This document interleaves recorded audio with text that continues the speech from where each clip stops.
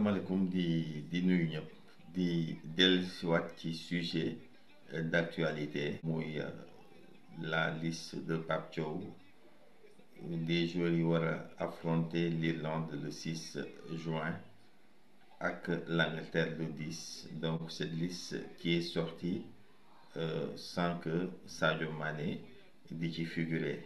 Alors Pape Thiaw bi ñu ko laajee nag lan moo tax Sadio Mané bokkul ci liste bi dafa ne c'est une décision personnelle. Maintenant may wax ne Sadio Mané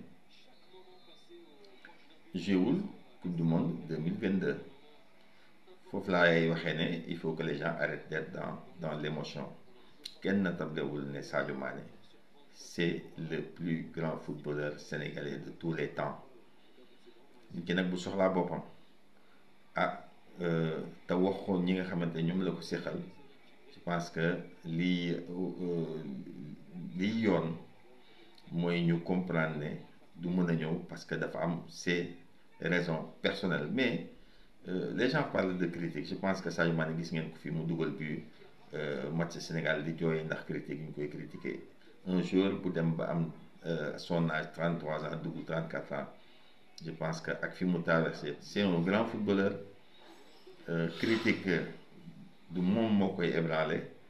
Maintenant que la fédération sénégalaise de football sorte ou que ses chargés de communication sortent pour dire exactement, parce que le monde du football nous observe.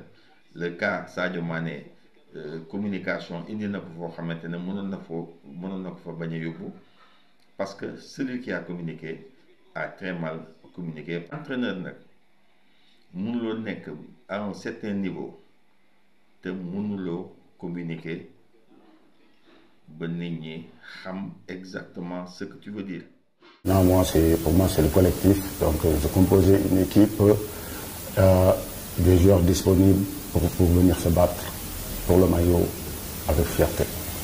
Composé avec des joueurs disponibles pour se battre avec fierté. À la limite, il a inconsciemment jeté en pâture Sadio Mané sans le faire exprès, parce qu'il ne maîtrise pas très bien la langue de Molière.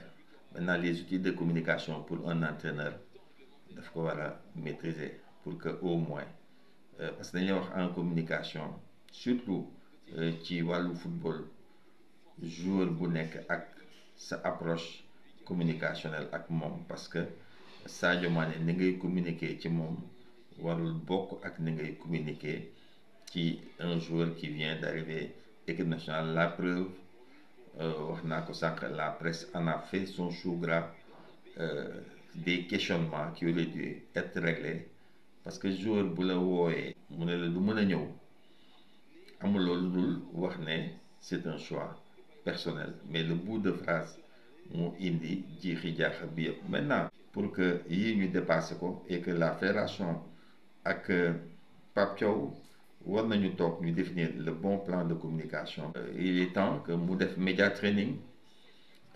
Su ko mënul def, qu'on laisse la place à quelqu'un d'autre mu ñëw exprimer wu, parce que l'envergure de l'équipe du Sénégal, la dimension des Lions dafa laaj un entraîneur buy maîtriser parfaitement les outils de la communication. À défaut de mu bañ a à défaut, mais na wax wolof. Mais malheureusement tu ne peux pas à un certain niveau. Loolu aussi moom mooy taar bi ngay continuer di wax wolof, parce que da ngay xool sax dans sa communication visuelle, parce que communication da ngay xool nit ki, sa posture, son regard, ça ne renvoie pas à quelqu'un qui est très confiant face à la presse.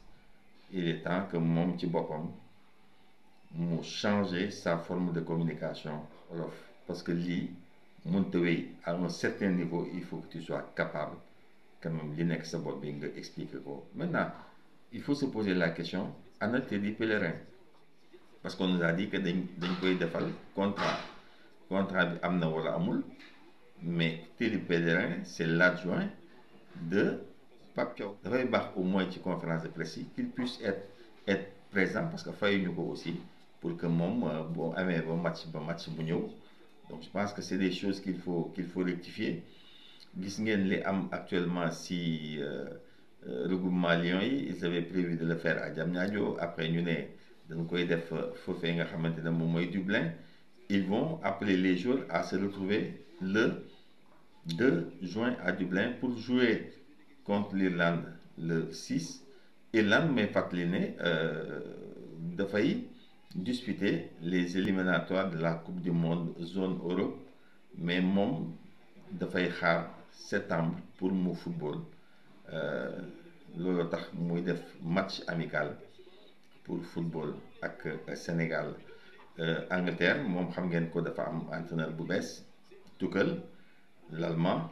Moom nag ba mu jëlee équipe bi daf koy yóbbu le 6 juillet ji ak Andorre dans le cadre des éliminatoires de la Coupe du Monde, toujours zone Europe. Bu jógee foofu dafay ñëw nag recevoir Sénégal ci dëkkam, mu nekk match boo xamante ne ñëpp dinañ ko xaar.